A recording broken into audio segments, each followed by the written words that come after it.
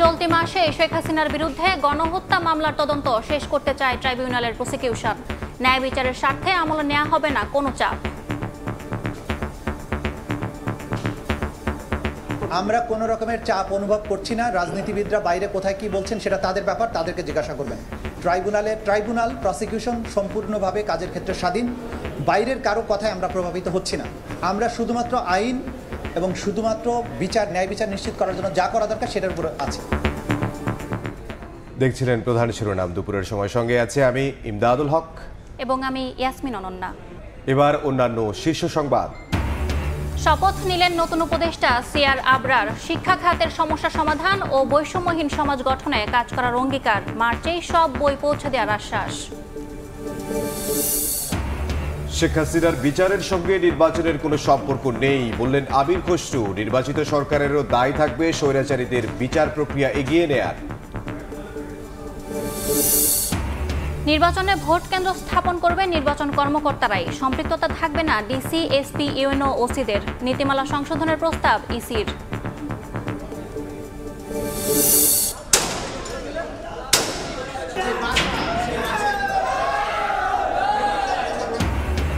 HT ইমামের ছেলের বাসা সন্দেহে সাবেক স্ত্রীর গুলশানের ফ্ল্যাটের সবকিছু তছনছ। লুটপাটের অভিযোগ, জড়িত অভিযোগে 3 জন পুলিশ হেফাজতে। গ্যাস অনিশ্চয়তা, আসবে যে কোনো গ্যারান্টি নেই। গ্যাসের লাইনের ভাড়াও দিতে হয়, তার মধ্যে 1500-1600 টাকা করে সিলিন্ডারও কিনতে হয়। প্রেশার খুব কম দেখে আমাদের এখন সিরিয়ালে অনেক থাকতে হয়। রমজানের শুরুতেই রাজধানীতে তীব্র গ্যাস সংকট। ভোগান্তিতে আবাসিক গ্রাহকরা। চাপ কম ফিলিং স্টেশনেও। চাহিদার বিপরীতে ঘাটতি 400 মিলিয়ন ঘনফুট।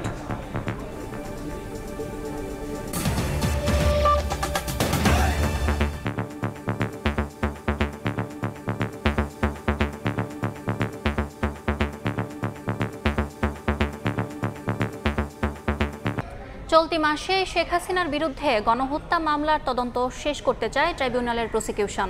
তবে বিচার নিয়ে কোনো তাড়াহুড়ো করতে চান না তারা।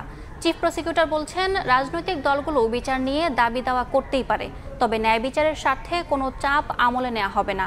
এদিন জুলাই আগস্টের গণহত্যা মামলার অগ্রগতি বিষয়ে চিফ প্রসিকিউটরের সঙ্গে বৈঠক করেন মার্কিন সাবেক 2 কূটনীতিক। জুলাই আগস্ট গণহত্যা মামলায় শেখ হাসিনার বিচার নিয়ে নতুন করে আলোচনা চলছে দেশের রাজনীতিতে। বিচার নিশ্চিতের আগে নির্বাচন নিয়ে কথা না বলতে এনসিপি নেতার আহ্বানের পর শুরু হয় নতুন বিতর্ক। শেখ হাসিনার বিচার ইস্যুতে রাজনৈতিক নেতাদের মন্তব্যের বিষয়ে জানতে চাইলে বুধবার ট্রাইব্যুনালের চিফ প্রসিকিউটর বলেন, শেখ হাসিনার মামলার বিচার নিয়ে কোনো তাড়াহুড়া করা হবে না। কোনো রাজনৈতিক বক্তব্য ট্রাইব্যুনালের বিচার কাজকে প্রভাবিত করতে পারবে না। আমরা কোনো রকমের চাপ অনুভব করছি না। রাজনীতিবিদরা বাইরে কোথায় কি বলছেন সেটা তাদের ব্যাপার, তাদেরকে জিজ্ঞাসা করবেন। ট্রাইব্যুনাল প্রসিকিউশন সম্পূর্ণভাবে কাজের ক্ষেত্রে স্বাধীন। বাইরের কারো কথায় আমরা প্রভাবিত হচ্ছি না। আমরা শুধুমাত্র আইন এবং শুধুমাত্র ন্যায় বিচার নিশ্চিত করার জন্য যা করা দরকার সেটার উপর আছে।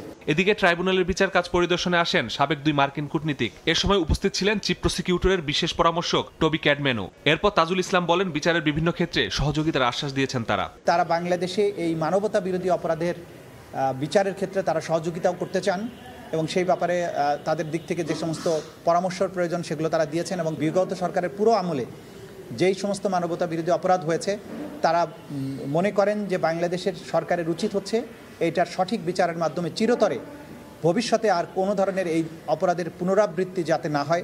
এদিন গাজীপুরে হৃদয় হত্যা মামলায় পুলিশের সাবেক 5 কর্মকর্তাকে ফের কারাগারে পাঠিয়েছে আন্তর্জাতিক অপরাধ ট্রাইব্যুনাল। এ সময় মামলা তদন্ত প্রতিবেদন দাখিল করতে বলা হয়েছে 15 জুন। মাসুদুর রহমান, সময় সংবাদ, ঢাকা। জেনেভায় আজ জুলাই আগস্ট গণঅভ্যুত্থানে মানবাধিকার লঙ্ঘন ও নির্যাতনের উপর মানবাধিকার তথ্য অনুসন্ধান প্রতিবেদন তুলে ধরা হবে। বাংলাদেশ সময় সন্ধ্যা 6টায় প্রতিবেদনটি উপস্থাপন করবেন জাতিসংঘের মানবাধিকার বিষয়ক হাই কমিশনার ভলকার তুর্ক। বাংলাদেশে জবাবদিহিতা, ন্যায় বিচার ও মানবাধিকার সংস্কারের লক্ষ্যে তথ্য অনুসন্ধান ও সুপারিশ নিয়ে সদস্য রাষ্ট্র ও নাগরিক সমাজের সঙ্গে আলোচনা করা হবে। এতে অংশ নেবেন বাংলাদেশের অন্তর্বর্তী সরকার ও নাগরিক সমাজের প্রতিনিধিরা। ভলকার তুর্কের প্রত্যাশা, তাদের সাম্প্রতিক স্বাধীন তথ্য অনুসন্ধান প্রতিবেদন বাংলাদেশের প্রকৃত ও বাস্তব চিত্র তুলে ধরার পাশাপাশি জবাবদিহিতা, ক্ষতিপূরণ এবং উত্তরণ ও সংস্কারকে সমর্থন করবে। গুলশান থানার সাজিদ হত্যা মামলায় সাবেক বিচারপতি শামসুদ্দিন চৌধুরী মানিককে 2 দিনের রিমান্ড আদেশ দিয়েছেন আদালত। এদিকে নতুন হত্যা মামলায় সাবেক মন্ত্রী আনিসুল হক সহ সাংবাদিক দম্পতি শাকিল রূপা সহ 12 আসামিকে গ্রেফতার দেখিয়েছেন আদালত। সকালে যাত্রাবাড়ি, মিরপুর, লালবাগ ও খিলগাঁও থানার হত্যা মামলার তাদের ঢাকার চিফ মেট্রোপলিটন ম্যাজিস্ট্রেট আদালতে হাজির করে গ্রেফতার দেখানোর আবেদন করেন তদন্তকারী কর্মকর্তারা। পরে রাষ্ট্র ও আসামি পক্ষের আইনজীবীদের যুক্তিতর্ক শুনে আদালত এ আদেশ দেন। রাষ্ট্রপক্ষের আইনজীবী জানান, ছাত্র আন্দোলন দমনে আসামিদের সরাসরি সম্পৃক্ততা ছিল।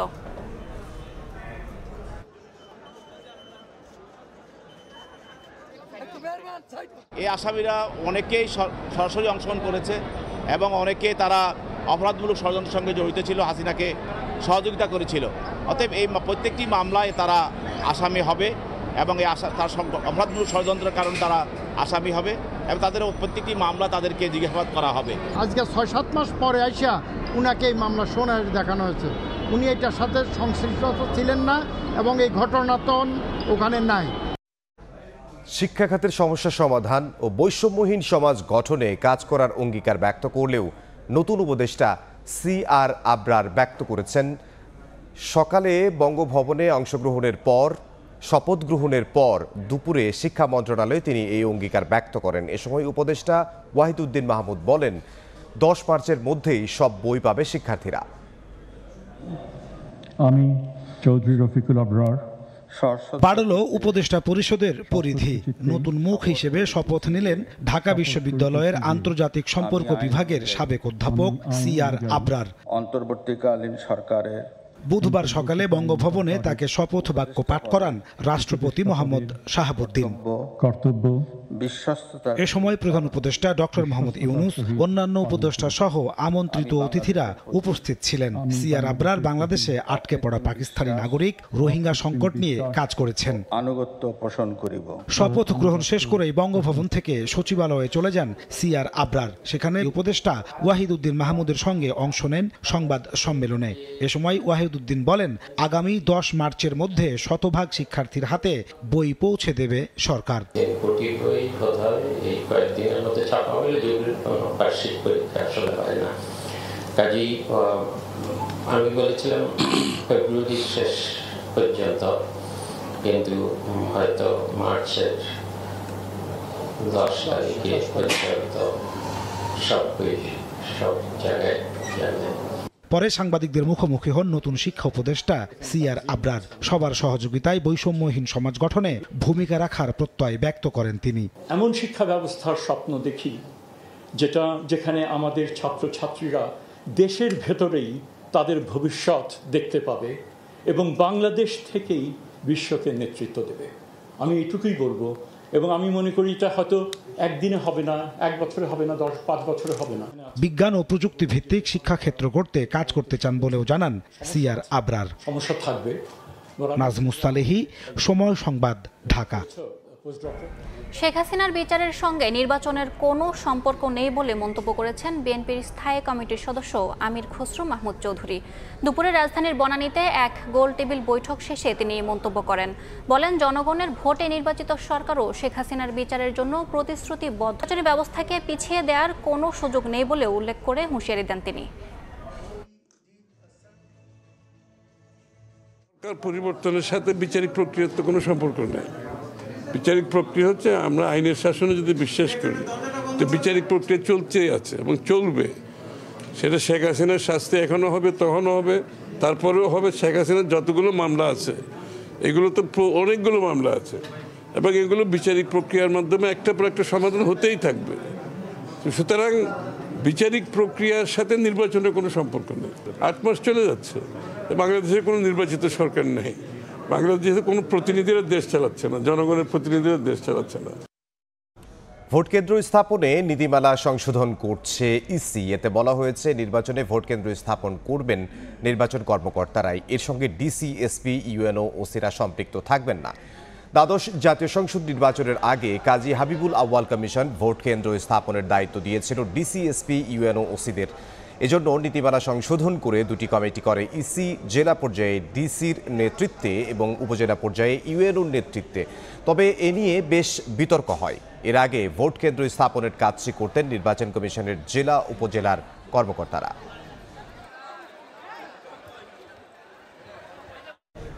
সাবেক প্রধানমন্ত্রী শেখ হাসিনার উপদেষ্টা এইচ.টি. ইমামের ছেলের বাসার সন্দেহে তার সাবেক স্ত্রীর গুলশানের ফ্ল্যাটে তল্লাশি চালিয়েছে বিক্ষুব্ধ জনতা।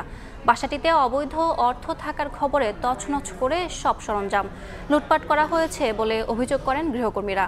ঘটনার এক পর্যায়ে আইনশৃঙ্খলা বাহিনীর সদস্যরা উপস্থিত হলেও গণমাধ্যমের সঙ্গে কোনো কথা বলেননি। মঙ্গলবার রাত 11টার দিকে গুলশান 2-এর 81 নম্বর সড়কের কনকর্ড কটেজের দিকে মিছিল নিয়ে যায় একদল লোক। প্রত্যক্ষদর্শীরা জানান, বাড়ির সামনে গিয়ে মূল ফটক ভেঙে ভেতরে প্রবেশ করে বিক্ষুব্ধরা। আমরা দেখতেছি যে অনেকগুলো প্রায় 50 জন লোকের মতো হইবে পোলাপান এই ভিতরে ঢুকে গেছে গেট ঠেললে। কালকেও আসছিল, কালকে ঢুকতে পারে না, কালকে গেট বন্ধ আছিল, কালকে 10টা থেকে রাত 2টা পর্যন্ত আছিল। সিকিউরিটি গার্ডকে বলছিল যে গেট খোলার জন্য, উনি খোলে নাই। পরে একজন গেট টপ করে ঢুকছে, ঢুকে পরে উপরে চলে গেছে ওনারা। পরে ভবনের 5 তলার বাসায় ঢুকে তছনছ করেন আলমারির ওয়ার্ড্রপ, লাগেজ থেকে শুরু করে বিভিন্ন সরঞ্জাম। রাত 12টার দিকে ঘটনাস্থলে যায় গুলশান থানা পুলিশ। কিছুক্ষণ পর আসে সেনাবাহিনী। বাড়িতে প্রবেশকারীরা জানান, ফ্ল্যাটে এইচ.টি. ইমামের ছেলে তানভীর ইমামের অবৈধ অর্থ রাখা আছে জেনে এসেছেন তারা। এখানে আমরা এভিডেন্স খুঁজতেছি, এখানে কার সাথে লিংক আছে না আছে। আমরা যা করার আমরা করছি, আপনারা যা করার করছেন জান। আমরা এখানে যেই সূত্র খবর পেয়েছি যে এখানে যেখানে যারা যে ছাত্র জনতা যারা হত্যাকারী এখানে আছে। বাড়ির গৃহকর্মী জানান, বাসাটি তানভীর ইমামের সাবেক স্ত্রীর। প্রায় 2 যুগ আগে তাদের বিবাহ বিচ্ছেদ হয়। 24 বছর আগে স্যার এই বাচ্চা নিয়ে আমেরিকায় গেছি গা। আমেরিকায় গেছি গা সাহেব 2014 সালে অবস্থা ভালো না, 2014 সাহেব মারা গেছে। আয়ার দরজাটা ভাঙ্গিয়া সব লুটমাট করে লয়ে গেছে। আধা ঘন্টা ধরে দরজাটা লাইতে ভাঙতেছে। এখন কি করুন, বাইরে আমি সব খুলে লাইতেছে। পরে কি লাইতে বাইরে সব দরজা আমরা কিছু নিতে গেছি। রাত 2:30টার দিকে গণমাধ্যমের উপস্থিতিতে ঘটনাস্থল ত্যাগ করে তল্লাশি চালানো বিক্ষুব্ধ জনতা। এ সময় তাদের কেউ কেউ নিজেদের সাধারণ জনগণ বলে পরিচয় দেন। গণমাধ্যমের সঙ্গে কথা না বলে পরে চলে যান আইন শৃঙ্খলা বাহিনীর সদস্যরাও। তানভীর হাসান মেঘ, সময় সংবাদ, ঢাকা। দুদকের 4 মামলার আসামি হাবিবুর রহমানকে ফের বেসামরিক বিমান চলাচল কর্তৃপক্ষের প্রধান প্রকৌশলী পদে চুক্তিভিত্তিক নিয়োগের গুঞ্জন উঠেছে। অথচ প্রায় 900 কোটি টাকা আত্মসাতের মামলা, দেশ থেকে নিষেধাজ্ঞা, এমনকি বিভাগীয় ব্যবস্থা নিতেও রুল জারি করেছেন উচ্চ আদালত। এ ধরনের আসামির পদোন্নতি নৈতিকতা বিরোধী দাবি করে দুদক বলছে, তথ্য পেলে প্রয়োজনীয় ব্যবস্থা নেওয়া হবে। পতিত আওয়ামী লীগ সরকারের আমলে দেশের বিমানবন্দরগুলোতে উন্নয়নের নামে শত শত কোটি টাকার দুর্নীতি ও লুটপাটের তথ্য দুর্নীতি দমন কমিশনের নথিতে উঠে আসে। গেল জানুয়ারিতে 3টি আন্তর্জাতিক বিমানবন্দরের 4টি উন্নয়ন প্রকল্পের প্রায় 900 কোটি টাকা আত্মসাতের অভিযোগে মামলা করে দুদক। লুটপাটের অন্যতম হোতা শেখ হাসিনার সামরিক উপদেষ্টা তারেক সিদ্দিকের সঙ্গে প্রত্যেক মামলায় আসামির তালিকায় ছিলেন বর্তমান বেবিচকের প্রধান প্রকৌশলী হাবিবুর রহমান। তথ্য বলছে, পট পরিবর্তনের পর গেল নভেম্বরে হাবিবুর রহমানকে প্রধান প্রকৌশলী হিসাবে পদোন্নতি দেয় কর্তৃপক্ষ। যদিও তখন দুদক তার বিরুদ্ধে চলমান দুর্নীতির তথ্য সরবরাহ করেছিল, তবে হাবিবকেই বেছে নিয়েছিল বেবিচক। এবার যখন চাকরির মেয়াদ শেষে 1 বছরের জন্য চুক্তিভিত্তিক নিয়োগের গুঞ্জন চলছে, তখন দুদকের 4 মামলার অন্যতম আসামি হাবিবুর রহমান। যদিও কর্তৃপক্ষের রয়েছে ভিন্ন ব্যাখ্যা। আসলে জানি না, ওই কমিটিতে তো আমি নাই, ওইটা বেবিচকের চেয়ারম্যানই চেয়ার করে। হ্যাঁ, আপনি তো ওনার সাথে কথা বলেন। তদন্ত করে উনি দোষী সাব্যস্ত হয় বা ওনাকে বিচার আনা হয়, তখন আমরা যদি অফিসিয়াল প্রসেস যেটা আছে, যদি উনি ওনার কেসটা চার্জশিট হয়ে যায়, চার্জশিটটা যদি কোর্ট গ্রহণ করে, তাহলে উনি অটোমেটিক্যালি অফিসিয়াল প্রসিজারে সাসপেনশনে চলে যাবেন। আর তা যদি না হয়, যতক্ষণ পর্যন্ত কোর্টে কেস না হচ্ছে ততক্ষণ পর্যন্ত কিন্তু অপরাধী না। দুদক বলছে, দুর্নীতির মামলার আসামির চুক্তিভিত্তিক পদোন্নতির বিষয়ে জানলে ব্যবস্থা নিতে সুপারিশ করবে তারা। যদি সেখানে এই ধরনের কিছু থেকে থাকে, মামলা থেকে থাকে, আমরা কিন্তু সুনির্দিষ্টভাবে সেই ব্যক্তির বা বিষয়টা আমরা অবহিত করি সংশ্লিষ্ট মন্ত্রণালয়কে। সুতরাং এখানে এই ধরনের পদোন্নতি দেওয়ার কোনো সুযোগ। গেল 23শে ফেব্রুয়ারি হাবিবুর রহমানের বিরুদ্ধে বিভাগীয় ব্যবস্থা নিতে রুল জারি করে হাইকোর্ট। ইতোমধ্যে দুদকের মামলায় তার দেশ থেকেও নিষেধাজ্ঞা দেওয়া হয়েছে। তাসলিম তৌহিদ, সময় সংবাদ, ঢাকা। দুপুরের সময় আরও থাকছে। অবশেষে ট্রাম্পের কাছে নতি শিকার জেলেনস্কির যুদ্ধ বন্ধে আলোচনায় সম্মতি, সই করবেন খনিজ ও নিরাপত্তা চুক্তিও। কংগ্রেসে প্রথম ভাষণ মার্কিন প্রেসিডেন্টের।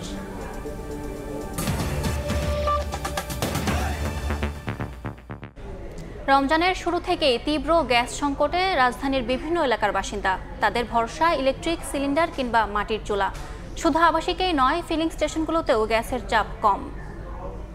বেশিরভাগ স্টেশনেই দেখা যায় যানবাহনের দীর্ঘ সারি। তিতাস বলছে প্রয়োজনের চেয়ে প্রায় 4 মিলিয়ন ঘনফুট গ্যাস সরবরাহ কম থাকায় দেখা দিয়েছে সংকট। তাসনিয়া নিশাত মিমের প্রতিবেদনে বিস্তারিত। ইফতার বানানোর তোড়জোড় থাকলেও বাদ সেধেছে তীব্র গ্যাস সংকট। রাজধানীর কাঁঠাল বাগানের এই গৃহবধূ তাই রান্না করেন ঘরে তৈরি চুলার সাহায্যে। বললেন বেশিরভাগ সময় ভুগতে হলেও রোজা এলে ভোগান্তি বাড়ে কয়েক গুণ। গ্যাস অনিশ্চয়তা আসবে যে কোনো গ্যারান্টি নেই। রোজা রেখে মানুষ যদি এরকম রান্না বাড়ির জন্য এত অনিশ্চয়তায় ভুগে তাই তো অনেক সমস্যা।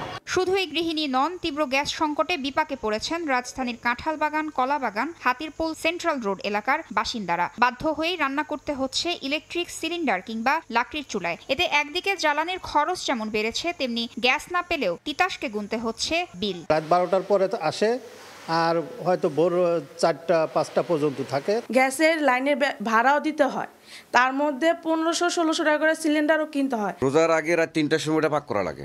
ইফতারি করে খাওয়া যায় না, সব অনেক দিকে অনেক সমস্যা হবে। এদিকে রমজানের শুরুতেই রাজধানীর সিএনজি স্টেশনগুলোতে দেখা দিয়েছে গ্যাস সংকট। গ্যাসের চাপ কম থাকায় ভোগান্তির শিকার হচ্ছেন যানবাহন চালক ও মালিকরা। ভোগান্তি তো আছে, প্রচুর সিরিয়াল হয়, পাবলিকে গ্যাস পাইতেছে না। প্রেশার খুব কম দেখে আমাদের এখন সিরিয়ালে অনেক থাকতে হয়। তিতাস বলছে চাহিদার তুলনায় প্রায় 400 মিলিয়ন ঘনফুট গ্যাস কম থাকায় গ্যাসের এ সংকট। তবে অচিরেই সমস্যার সমাধান হবে বলে দাবি তাদের। পেট্রোমালাকে আসলে আমাদের জন্য প্রতিদিন 1960 মিলিয়ন গ্যাস আমরা চাচ্ছিলাম আমাদের কাছে, যে আমাদের মোটামুটি স্বাভাবিক রাখার জন্য। আমরা এখন আসলে পাচ্ছি অনেক কম। গত 3-4 দিনে যে সমস্যাটা ছিল, চাচ্ছে আরেকটু ভালো গ্যাস পাওয়া যাবে রমজান মাসে ভোগান্তি কমাতে বিশেষ ব্যবস্থায় গ্যাসের সরবরাহ বাড়ানোর দাবি রাজধানীবাসীর। চলতি বছর শীতের পুরোটা সময় ছিল গ্যাস সংকট। এ পটভূমিতে মার্চের শুরুতে শুরু হয়েছে রমজান মাস। গ্যাস নিয়ে এ মাসে ভোগান্তি যেন না পোহাতে হয়, এ ব্যাপারে অন্তর্বর্তী সরকার কার্যকর ও টেকসই পদক্ষেপ নেবে, এমনটি প্রত্যাশা নগরবাসীর। তাসনিয়া নিশাত মিম, সময় সংবাদ, ঢাকা। রাজধানীর গাবতলীর বেড়ি বাঁধে অবৈধ আড়ত উচ্ছেদে এসে তোপের মুখে পড়লেন ডিএনসিসি প্রশাসক। সাধারণ ব্যবসায়ীদের অভিযোগ, কোনো নোটিশ ছাড়াই আড়ত উচ্ছেদে এসে সাধারণ মুদি দোকান ও চা স্টল ভেঙে দিয়েছে ডিএনসিসি। আর ডিএনসিসি প্রশাসক জানান, প্রায় 150 একর জমির মধ্যে গড়ে ওঠা এসব আড়ত স্থাপনা সবই অবৈধ, তাই এসব উচ্ছেদে নোটিশের কোনো প্রয়োজন নেই। এভাবেই বুলডোজার দিয়ে ভেঙে গড়িয়ে দেওয়া হয় গাবতলীর বেড়িবাঁধে আড়তঘর, মুদি দোকান ও চা স্টল সহ প্রায় 20টির মতো স্থাপনা। বুধবার সকাল 10:30টার দিকে ডিএনসিসির প্রশাসক মোহাম্মদ এজাজের নেতৃত্বে রাজধানীর গাবতলীতে বেড়িবাঁধের প্রায় 150 একর জমির উপর অবৈধভাবে গড়ে ওঠা এসব স্থাপনা উচ্ছেদ করা হয়। এ সময় বাধা দেওয়ার চেষ্টা করেন সাধারণ ব্যবসায়ীরা। তাদের দাবি, নিয়মিত ভাড়া পরিশোধ করেই ব্যবসা করছেন তারা। কোনো প্রকার নোটিশ ছাড়াই ইট পাথরের আড়ত উচ্ছেদে এসে ঢাকা উত্তর সিটি কর্পোরেশন স্বল্প আয়ের মুদি দোকান ও চা স্টল ভেঙে দিয়েছে বলে অভিযোগ করেন ব্যবসায়ীরা। নোটিশ যদি দিত তাও তো মন্নার মানাইতাম, মাল সামানি হারাইতাম, 1 ঘন্টার সুযোগ দেয় নাই। সরকারের জায়গায় কেউ 2 দিনের বেশি থাকতে পারে না। অবৈধ হলে মাসের পর মাস, বছর বছর কেমে থাকে। আমার 4-5 লাখ টাকার মাল নষ্ট হয়ে গেছে, তা আমার পেটে লাথি দিচ্ছে। 1/2 ঘন্টা সময় দেন, 1/2 ঘন্টা পরে জিনিসটা ভাঙেন, আমরা জিনিসগুলো সরাইতে পারি। আমার দোকানটা 7,000 টাকা বাড়ানো হাসিল করে। তবে ডিএনসিসি প্রশাসক জানান, এসব আড়তঘর ও আশপাশের স্থাপনা সবই অবৈধ, তাই এসব উচ্ছেদে নোটিশের কোনো প্রয়োজন নেই। ইজারার নামে দোকানগুলো থেকে কে বা কারা নিয়মিত ভাড়া আদায় করে তা জানেও না সিটি কর্পোরেশন। দখলদারদেরকে উচ্ছেদ করার জন্য কোনো ধরনের নোটিশের প্রয়োজন নাই, কারণ সে তো দখল করে আছে অলরেডি। তো সুতরাং আমরা আমাদের জনস্বার্থে দেশের সম্পদকে রক্ষার জন্য আমরা এখানের মধ্যে এসেছি এবং এটা আমাদের এই ধারাবাহিক প্রক্রিয়ার শুরু। পরে ব্যবসায়ীদের তোপের মুখে অভিযান স্থগিত করে ডিএনসিসি। আড়ত সরিয়ে নিতে 7 দিনের আলটিমেটাম দেওয়া হয়। এই সময়ের মধ্যে আড়ত সরিয়ে না নিলে আবারও অভিযান পরিচালনা করা হবে বলেও জানান ডিএনসিসি প্রশাসক। আলতাফ হোসাইন, সময় সংবাদ, ঢাকা। দুপুরের সময় আরও থাকছে। চ্যাম্পিয়ন্স ট্রফির দ্বিতীয় সেমিফাইনালে কিছুক্ষণ পর মুখোমুখি হবে নিউজিল্যান্ড সাউথ আফ্রিকা। ম্যাচ ছাপিয়ে আলোচনায় ভ্রমণ ক্লান্তি, জিততে মরিয়া দুদলই।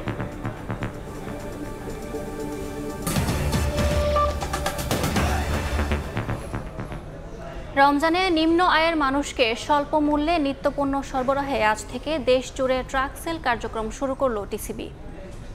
বিভাগীয় শহরগুলোতে 10টি ও জেলা শহরে 5টি ট্রাকে মোট 410টি ট্রাকে পণ্য বিক্রি করছে সরকারি সংস্থাটি। উপকারভোগীর সংখ্যা দ্বিগুণ করলেও ভিড় সামাল দিতে হিমশিম খাচ্ছেন ডিলাররা। এস.এম. আরিফিনের রিপোর্টে বিস্তারিত। উচ্চমূল্যের বাজারে নিম্ন আয়ের মানুষকে স্বস্তি দিতে ফেব্রুয়ারিতে দ্বিতীয় দফা ট্রাকসেল কার্যক্রম চালু করে টিসিবি। ট্রাক প্রতি 200 জনের প্যাকেজ থাকলেও চাহিদা বেশি থাকায় প্রতিদিন ফেরত যেতে হয় লাইনে দাঁড়িয়ে থাকা অসংখ্য মানুষকে। এবারে তাই কার্যক্রমের আওতা দ্বিগুণ করার পাশাপাশি প্রথমবারের মতো 64 জেলাতেই কার্ড ছাড়া পণ্য বিক্রি শুরু করলো টিসিবি। রমজানের প্রস্তুতির পাশাপাশি মানুষকে বাড়তি সুবিধা দেওয়ার জন্য সারা দেশে ট্রাক সেলের একটা পরিকল্পনা ছিল। তার মধ্যে ঢাকা এবং চট্টগ্রামে গত মাস থেকে অর্থাৎ ফেব্রুয়ারি 10 তারিখ থেকে শুরু হয়েছিল। এর বাইরে গত সপ্তাহ থেকে অন্যান্য বিভাগীয় সদর যেটা অবশিষ্ট ছিল 6টি, সেই 6টি সহ মোট 8টি বিভাগীয় সদরে কার্যক্রম পরিচালনা করে আসছিল।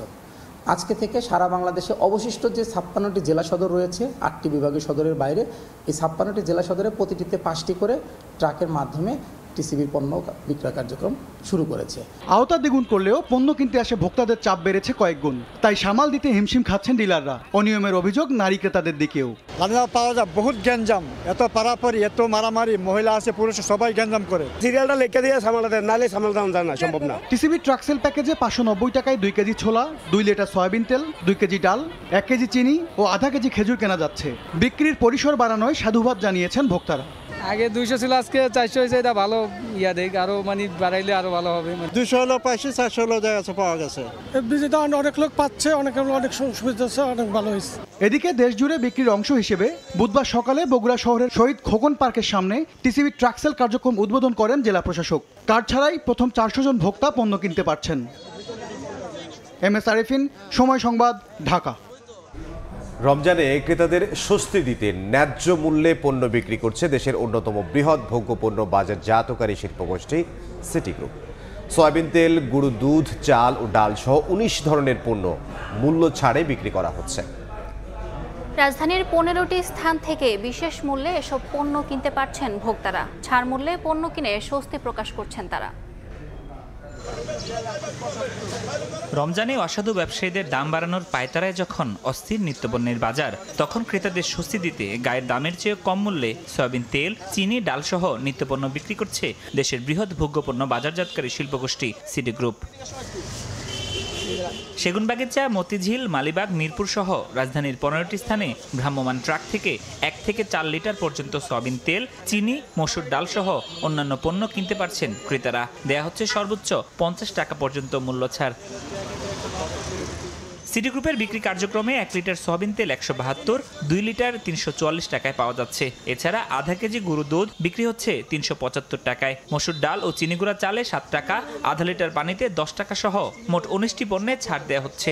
345 টাকা পাইলাম, বাজারে একটু দামটা বেশি, তাই সব মিলে একটু আমাদের সুবিধা হয়েছে। 375 টাকা দিয়ে কিনছি, এটা বাজারের দাম আছে 420 টাকা। একবারে নেওয়া যায়, আটাটাও ভালো আছে, জিনিস ভালো। সিটি গ্রুপ থেকে এখানে এসেছে এবং তারা সাশ্রয়ী মূল্যে বাজার থেকে কিছু কম দামে পণ্য দিচ্ছে। ভোক্তাদের হাতের নাগালে পণ্য পৌঁছাতে নিজেদের চেষ্টা অব্যাহত আছে বলে জানিয়েছেন প্রতিষ্ঠানটির কর্মীরা। কোনো লিমিট নাই যে আপনি 2টা নেবেন 3টা নেবেন, এরকম না, যে যেভাবে পারে নিতে সেভাবে আমাদের কোম্পানি আমাদের সার্ভিস দিচ্ছে। ছাড়াটা বলতে গেলে ব্যাপক, কারণ আমরা 4টা লোক সামাল দিতে পারতেছি না। প্রতিদিন সকাল 10টা থেকে বিকাল 4টা পর্যন্ত চলে এই পণ্য বিক্রি কার্যক্রম। চলবে পুরো রমজান মাস জুড়ে। ফরহাদুর রহমান, সময় সংবাদ, ঢাকা। নিত্যপণ্যের বাজার নিয়ন্ত্রণে চট্টগ্রাম নগরীর কাজীর দেউরি বাজারে অভিযান চালাচ্ছেন সিটি মেয়র। এই মুহূর্তে সেখানে আছেন সহকর্মী শফিকুল আলম। সরাসরি যাব তার কাছে। শফিক, গতকাল মত বিনিময় সভার মাধ্যমে চট্টগ্রাম সিটি কর্পোরেশনের মেয়র ডাক্তার শাহাদাত হোসেন এবং জেলা প্রশাসক ফরিদা খানম একটি বার্তা দিয়েছিলেন। সেই বার্তাটি যাচাই বাছাই করার জন্য মূলত এখন অভিযানে নেমেছেন চট্টগ্রামের কাজের দিউরিতে। সেখানে আসলে মূল্য যাচাই বাছাই করে দেখছেন। গতকালে যে বার্তাটি তারা দিয়েছিলেন যে আসলে 160 টাকার মধ্যে খোলা তেল বিক্রি করতে হবে। মাননীয় মেয়র আজকে যে গতকাল যে বার্তা দিয়েছেন সেটি যাচাই বাছাইয়ের জন্য আজকের এই অভিযান। আজকে আমরা চট্টগ্রামের যেটা সবচেয়ে ভিআইপি মার্কেট, যেখানে আমরা জানি যে ভিআইপিরা নাকি এখানে বাজার করে, তো এই কাজিরদৌরি বাজার, তো কাজিরদৌরি বাজারে আজকে আমরা এসে দেখতে পাচ্ছি যে বোতলগুলো এতদিন গায়েব হয়ে গেছিল, এই বোতলগুলো আজকে থেকে এখানে পাওয়া যাচ্ছে। এবং এটা আমরা আশাবাদী, এই যে বোতলগুলো যেহেতু পাওয়া যাচ্ছে, এটার আরও কালকে থেকে দেখবেন যে আরও বেশি অ্যাভেলেবিলিটি বাড়বে। এখানে আমি কয়েকটা দোকান ভিজিট করলাম, বোতল পাওয়া যাচ্ছে, তবে খোলা তেল তারা আনেনি। আমি তাদেরকে বললাম যে খোলা তেল আনতে, খোলা তেল আনলে পরে তারা 160 টাকা করে সেটা জনগণকে দিতে পারবে। এখন বোতলে তারা এখানে নিয়ে আসতেছে 170-72 টাকা করে, এখানে 175 টাকা করে, যেটা 195 টাকাও ছিল, আজকে এটা 175 টাকাতে বোতলটা চলে আসছে। ধন্যবাদ আপনাকে। আমরা দেখতে পাচ্ছি আসলে মাননীয় মেয়র এই মুহূর্তে কিন্তু অভিযানে নেমেছিলেন। গতকাল যেটি ঘোষণা দিয়েছিলেন যে খোলা তেল 160 টাকা বিক্রি করতে হবে, সেই ঘোষণার আলোকে কিন্তু অভিযানে এই মুহূর্তে নেমেছেন। চট্টগ্রামে কাজের দিউরে যে বাজার রয়েছে সেই বাজারে কিন্তু অভিযান চালাচ্ছে জাতীয় ভোক্তা অধিকার অধিদপ্তরও কিন্তু বিভিন্ন জায়গায় অভিযান চালাচ্ছে। তবে তিনি আজকে এসে বিভিন্ন যে খোলা তেল এবং যে বোতলজাত তেল এবং আটা ময়দা সহ যে পেঁয়াজ এবং আদা বিভিন্ন পণ্য যাচাই বাছাই করে দেখছেন। এবং কিছুক্ষণ আগে কিন্তু ফ্রুটের যে আরও রয়েছে সেখানে গিয়েছেন এবং মাংস, গরুর মাংস এবং মুরগির মাংস যেগুলো বিক্রি হচ্ছে সেগুলো সঠিকভাবে বিক্রি হচ্ছে কিনা সেটিও যাচাই বাছাই করতেন। সব কিছু মিলে যেটি বলা যায়, গতকালকে জেলা প্রশাসক ফরিদা খানম এবং মেয়র ডাক্তার শাহাদাত হোসেন একটি বার্তা দিয়েছিলেন যে কোনো রকমের কারচুপি করা যাবে না, মানুষকে ঠকানো যাবে না রমজানে। সেই বার্তাটি আজকে যাচাই বাছাই করা এবং সেটি সিদ্ধান্ত উপনীত হওয়ার জন্য সেটি বাস্তবায়ন করছে কিনা দোকানিরা সেই যাচাই বাছাই করার জন্য অভিযান চালিয়েছেন। তো এই ছিল আমার কাছে সর্বশেষ তথ্য। শফিকুল আলম, চট্টগ্রাম থেকে। রমজানে লেবু, কমলা, আনার সহ বিভিন্ন ফলের আমদানি বাড়লেও দাম ঊর্ধ্বমুখী। আমদানিকারকরা জানান, রাজস্ব আদায়ের ক্ষেত্রে পণ্য পরিবহনকারী ট্রাকের চাকার ওপর স্ল্যাব পদ্ধতি এবং 10% শুল্ক কর বাড়ায় আমদানি খরচ বেড়ে গেছে। এতে সব ধরনের ফল দাম কেজিতে বেড়েছে প্রায় 20 থেকে 25 টাকা পর্যন্ত। তবে বাজার তদারকি না থাকায় অসাধু ব্যবসায়ীরা রমজান উপলক্ষে কেজিতে 50 টাকা পর্যন্ত দাম বাড়িয়েছে বলে অভিযোগ ক্রেতাদের। গত এক সপ্তাহে বেনাপোল বন্দর দিয়ে ভারত থেকে 456 ট্রাক বিভিন্ন ফল আমদানি হয়েছে।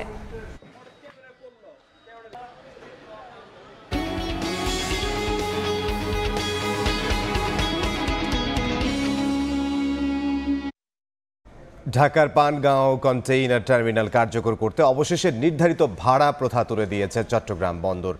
এখন থেকে মেইন লাইন অপারেটর এবং ভেসেল মালিক নিজেরাই দর নির্ধারণ করে নৌপথে কন্টেইনার পরিবহন করতে পারবেন। এক্ষেত্রে নিরাপত্তা নিশ্চিতের পাশাপাশি কাস্টমস হয়রানি বন্ধে দাবি ব্যবহারকারীদের। শাখাউদ্দিপুর ক্যামেরায় বিস্তারিত জানাচ্ছেন কমল দে।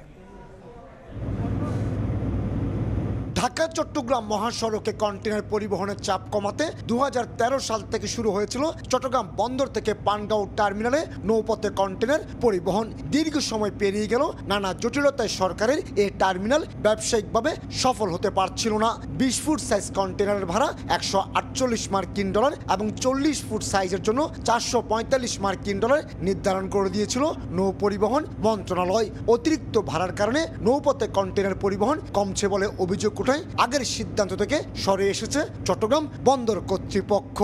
পানগাঁওয়ের যে আগে একটা ফিক্সড ভাড়া ছিল, সেই ফিক্সড ভাড়াটা এখন উইথড্র করা হয়েছে। এখন এমএলও এবং যে পানগাঁওগামী যে শিপ ওনার, এদের মধ্যে দ্বিপাক্ষিক চুক্তির ভিত্তিতে এবং সমঝোতার ভিত্তিতে এই ভাড়াটা নির্ধারণ হবে। তাহলে এই পানগাঁও রুটটা আগের তুলনায় অনেক বেশি ভাইব্রেন্ট হবে। পানগাঁও কন্টেইনার টার্মিনালের ভাড়াপ্রথা পরিবর্তন করে জারি করা সার্কুলার ইতিমধ্যে বিদেশি মেইন লাইন অপারেটরদের জানিয়ে দেওয়া হয়েছে। বন্দরের নতুন সিদ্ধান্তে মেইন লাইন অপারেটর এবং ভেসেল ওনারদের মধ্যে প্রতিযোগিতা বাড়ল।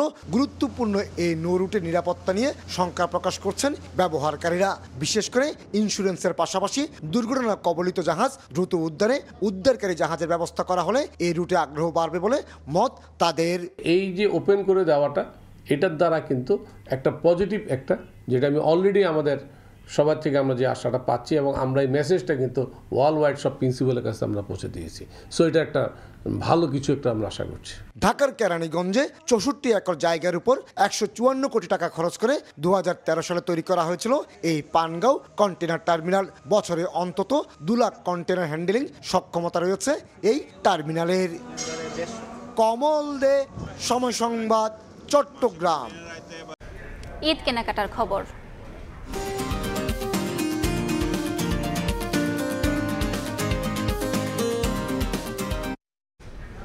উৎসব পার্বণে পছন্দের শীর্ষে থাকে ঐতিহ্য ও আভিজাত্যে মোড়া রেশম পোশাক।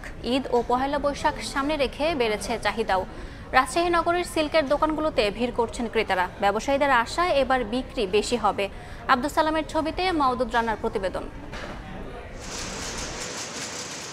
বছর জুড়ে হাতে কাজ থাকলেও ঈদের আগে ব্যস্ত সময় পার করেন রেশম কারখানার শ্রমিকরা। পুরো রমজান জুড়েই চলবে রেশমের গুঁড়ি থেকে সুতা তৈরি, কাপড় বুনন, রং লাগানো, পুঁথি চুমকি বসানো সহ হাতের নান্দনিক সব কাজ।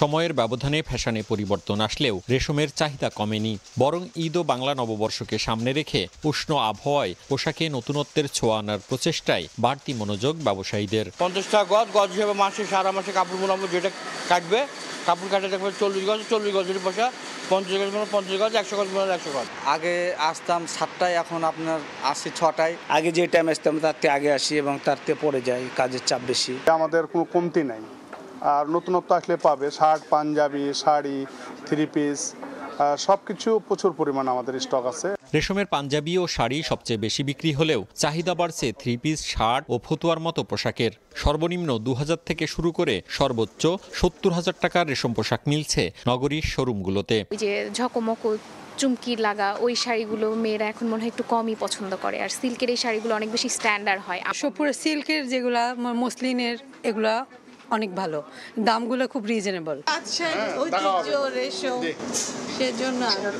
পছন্দের পোশাক কিনতে শোরুমগুলোতে ভিড় করতে শুরু করেছেন ক্রেতারা। স্বাদ ও সাধ্যের মিশেলে কিনছেন রেশম পোশাক। জমজমাট বেচা কেনার স্বপ্ন বুনছেন ব্যবসায়ীরা। প্রোডাকশনগুলো আমরা এমনভাবে করছি যেন ঈদেও ব্যবহার করা যায়, বৈশাখীও ব্যবহার করা যায়। লাল সাদার কম্বিনেশন তো থাকেই, সেটাকে প্রাধান্য রাখা হয়েছে এবং ওয়েদারকেও মাথায় রাখা হয়। এবার ঈদ ও পহেলা বৈশাখে অন্তত 60 কোটি টাকার পণ্য বিক্রির আশা করছেন রাজশাহীর সিল্ক ব্যবসায়ীরা। মাওদুদ রানা, সময় সংবাদ, রাজশাহী। দেশের বাইরের খবর। যুদ্ধ বন্ধে আলোচনার জন্য রাজি হয়েছেন ইউক্রেনের প্রেসিডেন্ট ভলোদিমির জেলেনস্কি। দ্বিতীয় মেয়াদে ক্ষমতা গ্রহণের পর কংগ্রেসে প্রথমবার ভাষণে কথা জানিয়েছেন মার্কিন প্রেসিডেন্ট ডোনাল্ড ট্রাম্প। ভাষণে শুল্ক আরোপের পক্ষে সাফাই গাইলেন মার্কিন প্রেসিডেন্ট। এ সময় গ্রিনল্যান্ডকে যুক্তরাষ্ট্রের সঙ্গে যুক্ত করতে চেষ্টার কথা পুনর্ব্যক্ত করেন ডোনাল্ড ট্রাম্প। যুক্তরাষ্ট্র থেকে সে খবর জানাচ্ছেন হাসানুজ্জামান সাকিব। তুমুল করতালি ও হর্ষধ্বনির মধ্য দিয়ে কংগ্রেসের যৌথ অধিবেশনে যোগ দেন মার্কিন প্রেসিডেন্ট ডোনাল্ড ট্রাম্প। দ্বিতীয়বারের মতো ক্ষমতা গ্রহণের পর কংগ্রেসে এটি ট্রাম্পের প্রথম ভাষণ। শুরুতেই তিনি যুক্তরাষ্ট্রের জনগণকে ধন্যবাদ জানান। বলেন, যুক্তরাষ্ট্র আবার তার আগের অবস্থানে ফিরে এসেছে। গত 4 বছর বাইডেনের সময় যা ছিল না। ট্রাম্প বলেন, মার্কিনীদের এখন আস্থা, বিশ্বাস ও স্বপ্ন পূরণের দিন।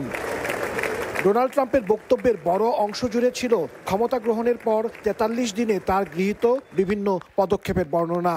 বলেন, বিগত সরকারের সময় অপ্রয়োজনীয়ভাবে মিয়ানমার, মধ্যপ্রাচ্য সহ এশিয়া ও দেশে রাজনীতি, শিক্ষা, স্বাস্থ্য, সামাজিক উন্নয়ন, ভোটাধিকার প্রতিষ্ঠা সহ বিভিন্ন প্রকল্পের নামে শত শত কোটি ডলার ব্যয় করা হয়েছে।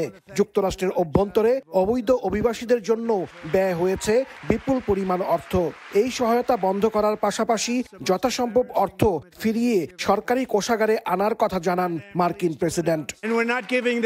আমরা শত শত বিলিয়ন ডলার দিই, কিন্তু কোনো লাভ হয় না। তারা আমাদের টাকা নিয়ে যায়, কিন্তু তা খরচ করে না।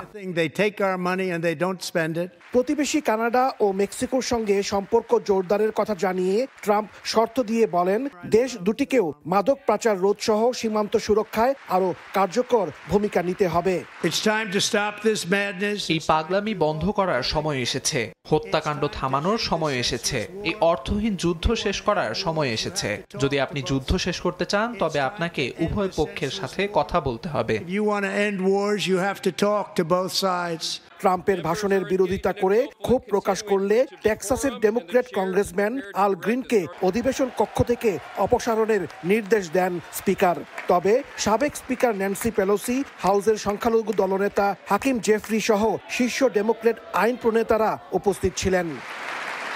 এমন এক সময় ট্রাম্প এই বক্তব্য দিলেন যখন বিশ্বব্যাপী বাণিজ্য যুদ্ধ শুরু করেছেন এবং ইউক্রেনে সহায়তা বন্ধ করে দিয়েছেন। উদ্ভূত পরিস্থিতিতে তাই ট্রাম্পের বক্তব্যকে বিশেষ তাৎপর্যপূর্ণ হিসেবে দেখছেন বিশ্লেষকরা।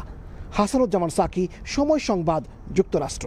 চ্যাম্পিয়ন্স ট্রফির দ্বিতীয় সেমিফাইনালের আগে ম্যাচ ছাপিয়ে আলোচনায় ভ্রমণ ক্লান্তি। ভারতকে সুবিধা দিতে দুই দলকেই 72 ঘন্টার মধ্যে দুবার দুবাই পাকিস্তান ভ্রমণ করিয়েছে আইসিসি। যদিও পেশাদার ক্রিকেটার হিসেবে বিষয়টি নিয়ে আলোচনা করেনি কোনো দল, বরং প্রতিপক্ষ নিয়েই যত ভাবনা তাদের।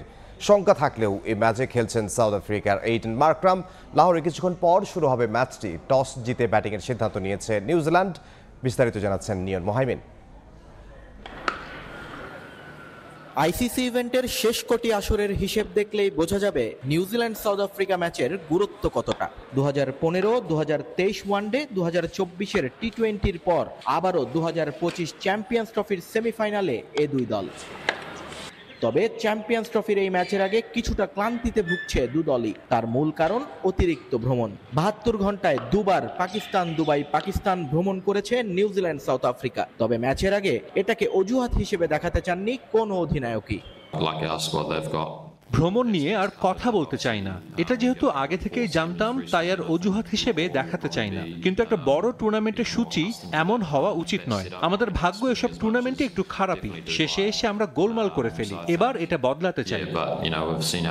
অন্যদিকে নিজেদের যে দুর্ভাগা ভাববে সে উপায়টাও নেই সাউথ আফ্রিকার। এবারের আসরে অবশ্য ভাগ্য এখন পর্যন্ত পক্ষেই আছে তাদের। বৃষ্টিতে ভেসে যাওয়া ম্যাচের 1 পয়েন্টও সেমির লড়াইয়ে ভারতকে এড়াতে সাহায্য করেছে বাবুমাদের।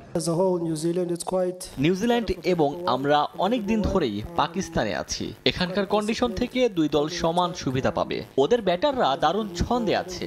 আমরা ভিন্ন কিছু পরিকল্পনা করছি। আইসিসি চ্যাম্পিয়ন্স ট্রফিতে এখন পর্যন্ত দুবার মুখোমুখি হয়েছে সাউথ আফ্রিকা, নিউজিল্যান্ড। দু দলই জিতেছে একবার করে। এই মাঠেই কদিন আগে ত্রিদেশীয় সিরিজ জিতেছিল নিউজিল্যান্ড। চ্যাম্পিয়ন্স ট্রফির সেমিফাইনালে দক্ষিণ আফ্রিকার বিপক্ষেও তারা মুখোমুখি হচ্ছে এই লাহোরের গাদ্দাফিতেই। উইকেট এবং কন্ডিশন থেকে যে বাড়তি সুবিধা পাওয়ার কথা বলা হচ্ছে তা নিয়ে একেবারেই চিন্তিত নন মিচেল স্যান্টনার, বরং তার ভাবনায় দক্ষিণ আফ্রিকার স্পিনিং ডিপার্টমেন্ট। অন্যদিকে নিউজিল্যান্ডের এই স্পিন খেলতে না পারার যে দুর্বলতা, সেটাকেই পুঁজি করে এগোতে চায় প্রোটিয়ারা। লাহোরের গাদ্দাফি স্টেডিয়াম থেকে নিয়ন মোহাইমিন, সময় সংবাদ, পাকিস্তান। আইসিসি চ্যাম্পিয়ন্স ট্রফি দেখুন শুধুমাত্র ট্রফিতে। এ পর্যায়ে শীর্ষ সংবাদগুলো জানিয়ে দিচ্ছি আরও একবার। শেখ হাসিনার বিচারের সঙ্গে নির্বাচনের কোনো সম্পর্ক নেই, বিচার প্রক্রিয়া নিজস্ব গতিতে চলবে বললেন আমির খসরু। 8 মাসেও দেশে নির্বাচিত সরকার না থাকায় হতাশা। এবং শপথ নিলেন নতুন উপদেষ্টা সিআর আবরার। শিক্ষা খাতের সমস্যা সমাধান ও বৈষম্যহীন সমাজ গঠনে কাজ করার অঙ্গীকার। মার্চেই সব বই পৌঁছে দেওয়ার আশ্বাস।